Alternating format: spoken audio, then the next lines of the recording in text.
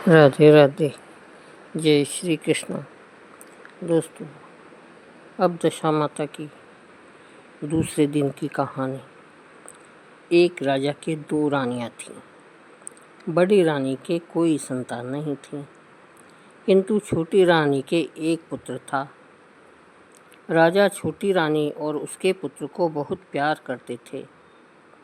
यह देखकर बड़ी रानी को ईर्ष्या होती थी। वह राजकुमार के प्राणों की प्यासी हो गई थी। बड़ी माँ ने उसके गले में काला सांप डाल दिया। वह लड़का दशा रानी का दिया हुआ था, तो दशा रानी की कृपा से लड़के के गले में पड़ा हुआ सांप अपने आप ही सरक कर भाग गया। उसे विष के लड्डू दिए। ज्यों ही खाने लगा, त्यों ही दशा रानी ने किसी दासी के वेश में प्रकट होकर लड्डू छीन लिए।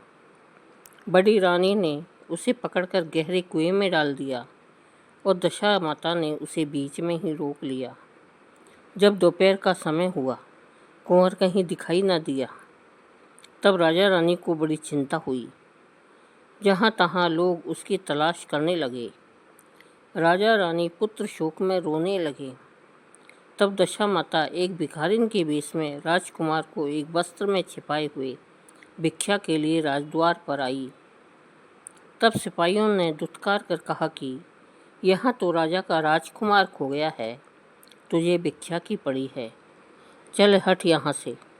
तब दशा माता बोली, भाइयों, पुण्य का प्रभाव बड़ा होता है। यदि मुझे भिक्षा मिल जाए तो संभव है कि खोया हुआ राजकुमार भी मिल जाए। यह कहकर वह देहरी के भीतर पैर रखने लगी। उसी समय दशा माता ने एक पैर वस्त्र में से बालक का पैर बाहर उघाड़ कर दिया। सिपाहियों ने समझा कि अभी कुंवर इसके हाथ में है, इसे जाने दो और कुंवर को भीतर छोड़ आने दो। उधर से बाहर आने लगेगी तब पकड़कर बिठा लेंगे। दशा माता कुंवर को लिए भीतर चली गई। उसने राजकुमार को चौक में छोड़ दिया और वहाँ से वापस होकर चल दी। परंतु रानी ने उसे देख लिया। उसने डांट कर कहा, तू कौन है? तूने 3 दिन से मेरे लड़के को छिपा कर रखा, तूने ऐसा क्यों किया? दशा माता उसी क्षण ठहर गई।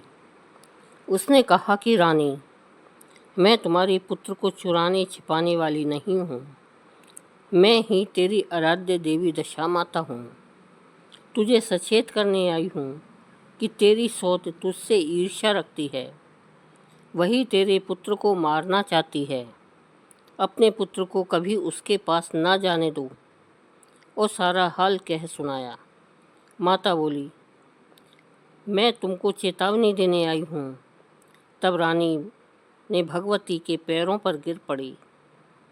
उसने विनीत भाव से प्रार्थना की कि जैसे आपने मेरे पुत्र की रक्षा की, वैसे ही मेरे सुख सौभाग्य की रक्षा करना और मेरे यहीं आप सदैव रहिए।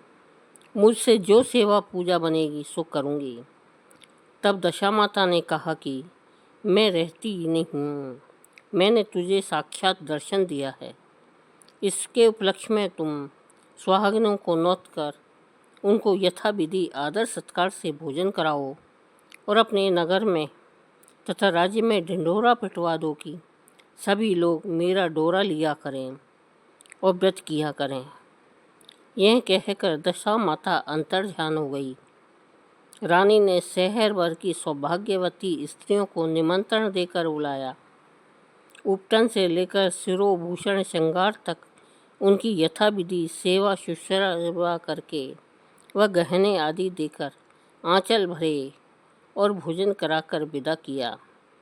शहर और राज्य में ढिंढोरा पिटवा दिया कि अब सब लोग दशा माता के डोरा लिया करें।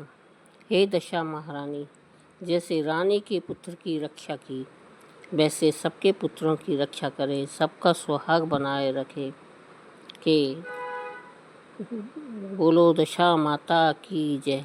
दोस्तों, कहानी पसंद आई हो तो शेयर करें, लाइक करें और हमारे चैनल को सब्सक्राइब करें। धन्यवाद।